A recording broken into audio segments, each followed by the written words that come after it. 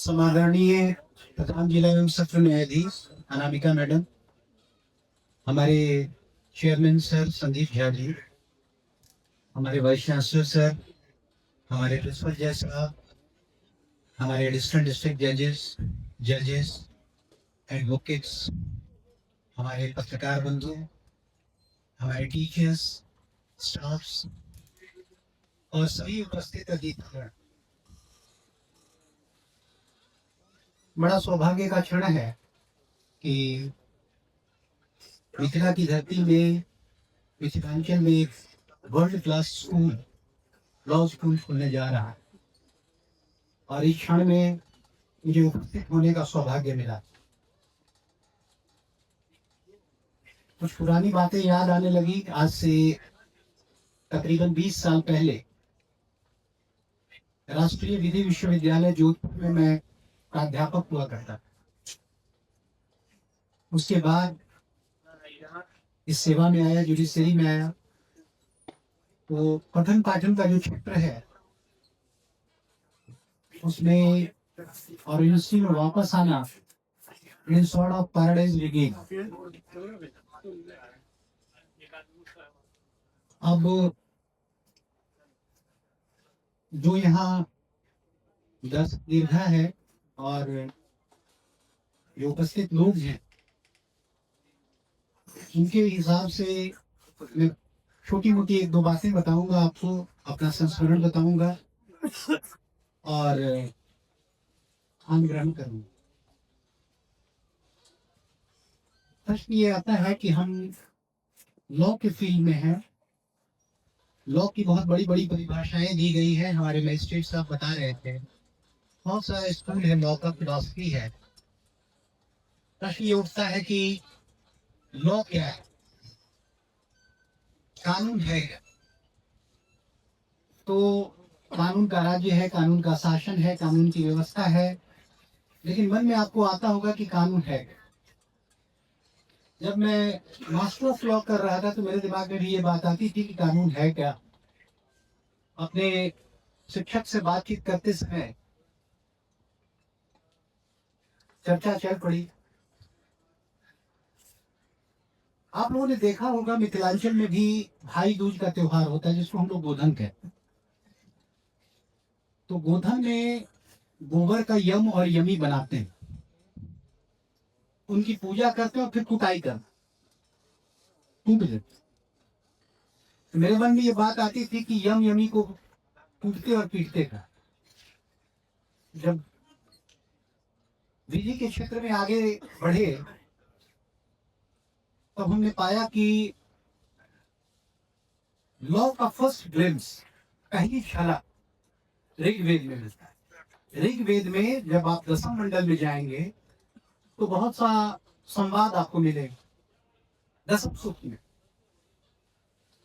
तो दसम सूक्त में शची पुरंदर संवाद है, उर्वशी पुरुर्वा संवाद है और यम यमी संवाद। यम और यमी दोनों भाई बहन,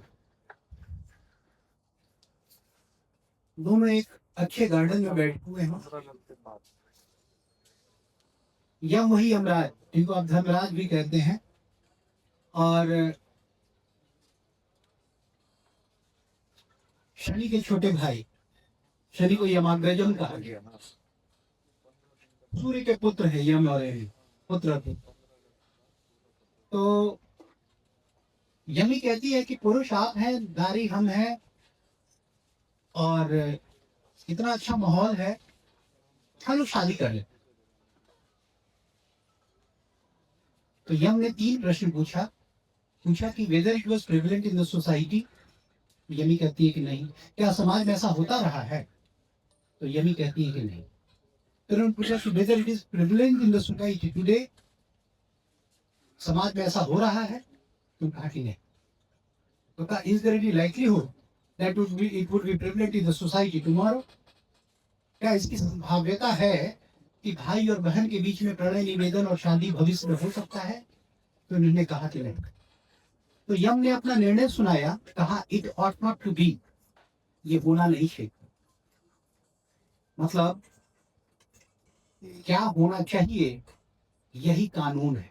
यही विधि है।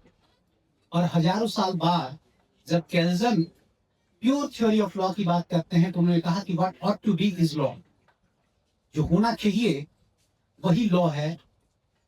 और एनालिटिकल स्कूल कहता है कि जो हो रहा है, जो सामने हो रहा है समाज में, वही लॉ। दो दो स्कूल हो गया। एक प्रश्न पूछेंगे कि फिर यम ने तो इतनी अच्छी बात कही, तो यम ने अच्छी बात कही तो इसलिए उनको यूनिवर्स का पहला न्यायाधीश बनाया है।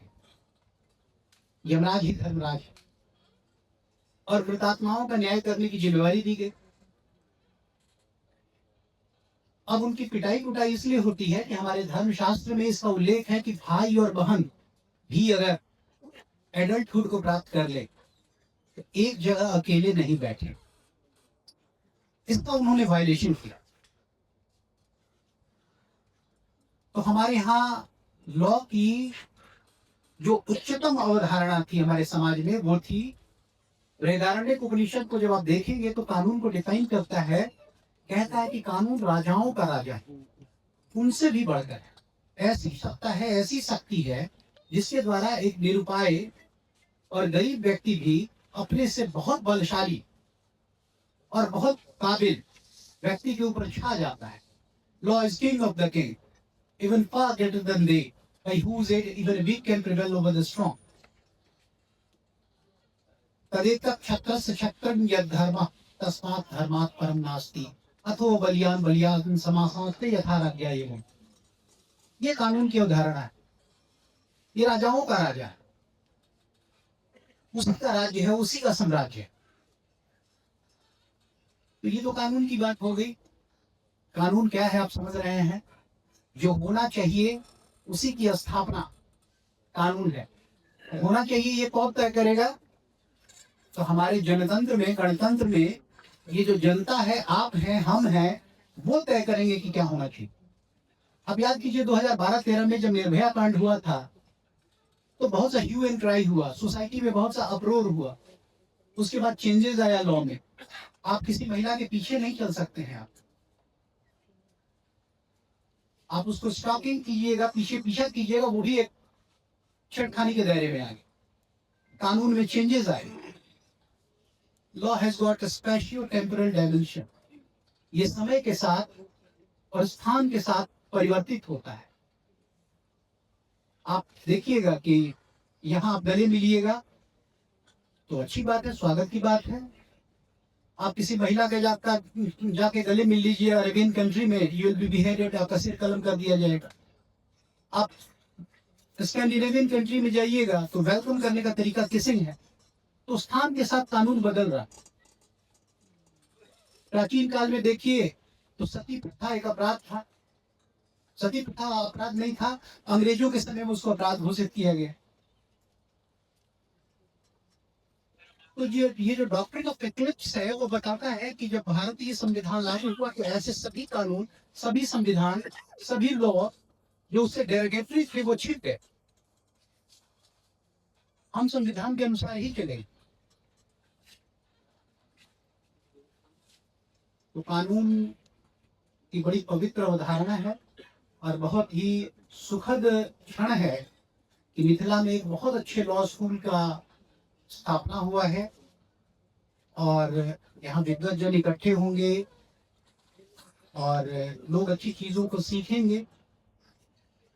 बाकी क्योंकि बहुत से टीचर्स और स्टूडेंट बैठे हैं तो एक बात कह के मैं अपनी बात को खत्म करूंगा कि किसी भी एकेडमिक इंस्टीट्यूशन में, किसी भी शिक्षण संस्थान में सबसे ज्यादा महत्व होता है, जो हमने एक टीचर के रूप में सीखा है, वो होता है गुरु और शिष्य संबंध। इसको बढ़ावा दीजिए, उसका पालन कीजिए। ये विस्तृत हो रहा है।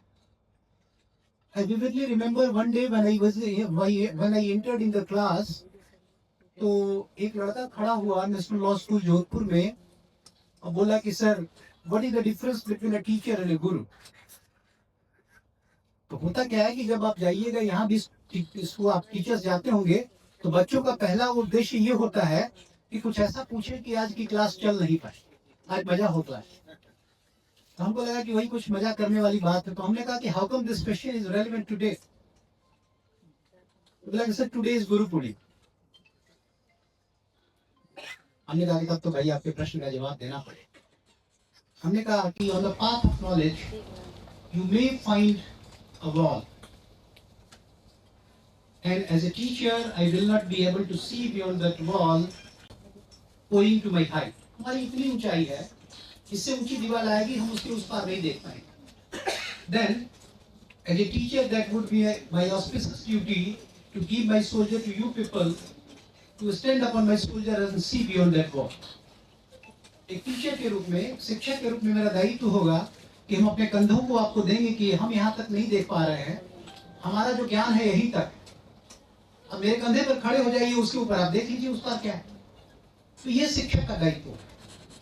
Whatever you have acquired knowledge in your life, that should be used as a soldier for your future generation. आपने जो कुछ भी प्राप्त किया है ज्ञान, और ऐसा नहीं है कि कल हम लोग शिक्षक थे आज जज थे, यहाँ भी जज का काम भी ज्ञान का ही काम है। पूरे दिन में आप हजारों पेज देख रहे हैं, और जजिंग जो है वो अपने आप में ज्ञान का ही काम है।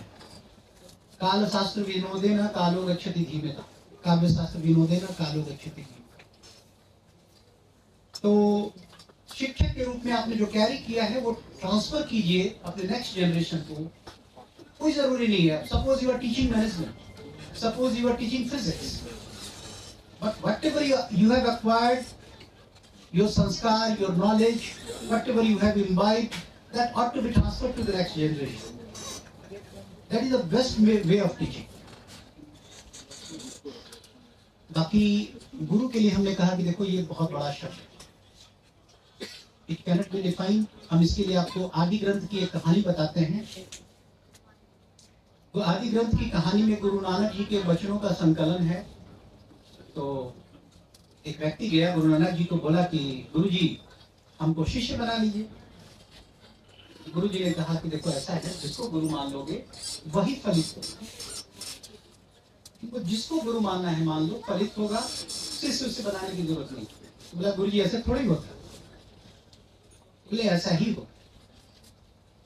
बोला कि अच्छा तो गुरु जी का जो पहला व्यक्ति मिलता है हम उसको गुरु मान लें। बड़ा गौर से सुनिएगा, बहुत मजेदार कहानी है। तो उस व्यक्ति ने तय किया कि ठीक है, कल सुबह जो पहला व्यक्ति मिलेगा उसको हम गुरु मानेंगे। उसके गांव से एक पगडंडी जाती थी, मेन रोड जाता था, उसकी पॉइंट पर जाकर बैठ गया जहां पगडंडी और मुख्य सड़क मिलती। अब यहाँ की कहानी यही रहने देते हैं। उस रात में उस गांव में एक चोर घुसा, और चोरी करने का जो तरीका होता है, हमारे यहाँ ऋग्वेद में चौर शास्त्र है, उसमें चोरी करने का समय, चोरी करने का तरीका, चोरी करने का टूल्स, क्योंकि जो 16 कर्म है, 16 कलाएं हैं, उसमें चौर कर्म भी, चौर कला भी, सब कुछ दिया गया है। आप देख लीजिएगा चल के पढ़िए।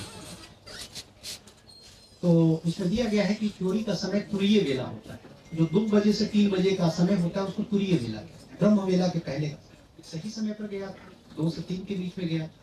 उसके पास टूल्स भी था, सेल बांधने का सामान भी था, सेल भी उसने लगाया। उसमें लिखा हुआ है कि चोर जब घुसेगा, प्रवेश करेगा तो पहले अपना पैर डालेगा। क्या पैर डालेगा? सेल डालेगा तो सिर हिट हो जाएगा, पहले वो अपना पैर डालेगा सेल में। उसने वही किया, घुस भी गया बेचारा, कहीं खटका हो गया। अब बाकी लोग चोर चोर चोर चोर कहते हुए पीछे पीछे दौड़ने लगे, चोर निकल के भागने लगा। भागते भागते चोर जो है उसकी पॉइंट पर पहुंचा, जहां मुख्य सड़क और गांव की पगडंडी मिल रही।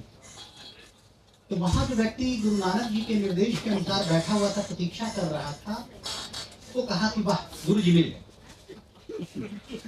अब आगे आगे चोर भाग रहा है, पीछे पीछे गुरु जी।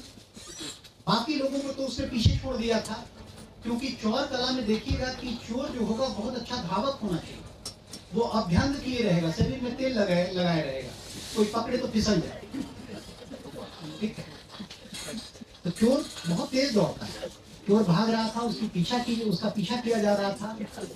लेकिन चूंकि चोर गांव से दौड़ रहा था, ये अभी तुरंत उठ के दौड़ना शुरू किया, तो चोर और गुरु जी के बीच की दूरी कम हो रही।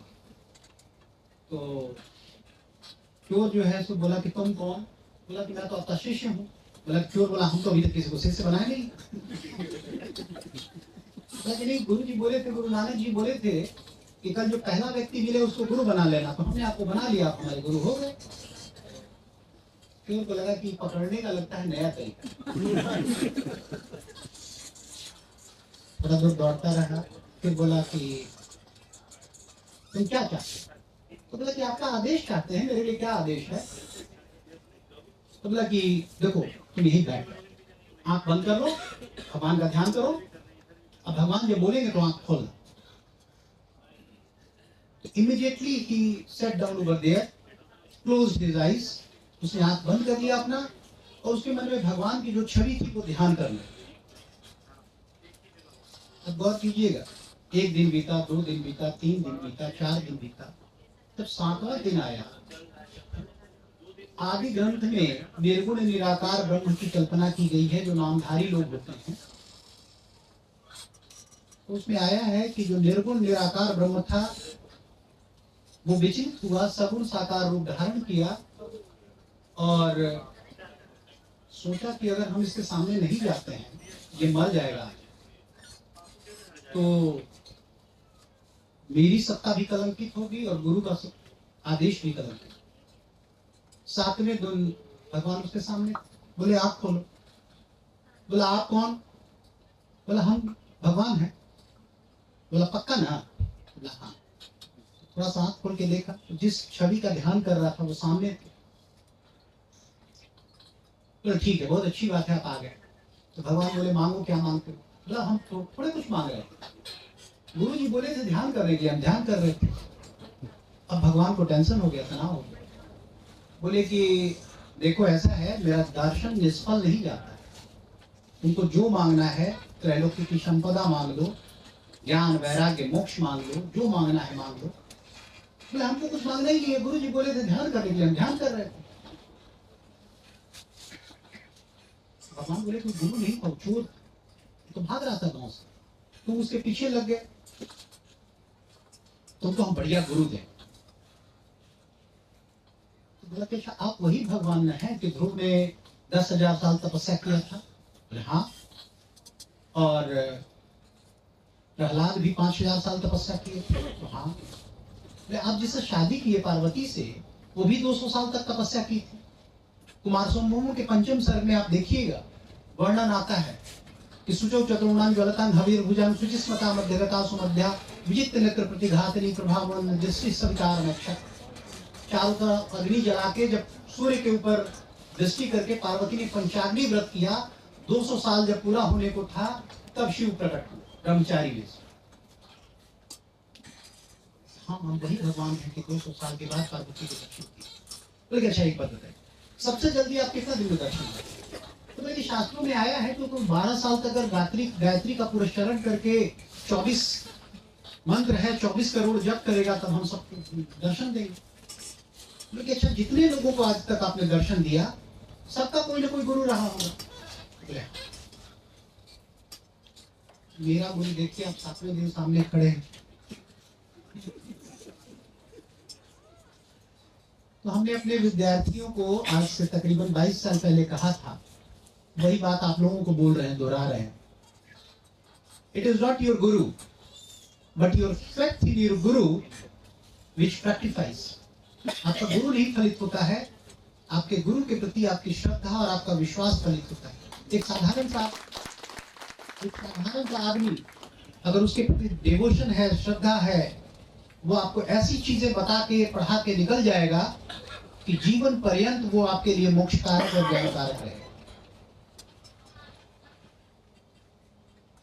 रघुवंश में कहा है ना कि जगतः पितरो बंदे श्रद्धा विश्वास रूपिणो, तो श्रद्धा और विश्वास का रूप है गुरु। इस विश्वविद्यालय में ये मिथिला के लिए गर्व का क्षण है और मधुबनी के लिए गर्व का क्षण है, बिहार के लिए गर्व का क्षण है कि ऐसे इंस्टीट्यूशन में लॉ की पढ़ाई होने जा रही है। मेरा यही आग्रह रहेगा कि आप लोग ज्ञान का आदान प्रदान जरूर करें, लेकिन गुरु शिष्य संबंध को बढ़ाएं, बनाएं और कायम रखें। धन्यवाद। जय हिंद।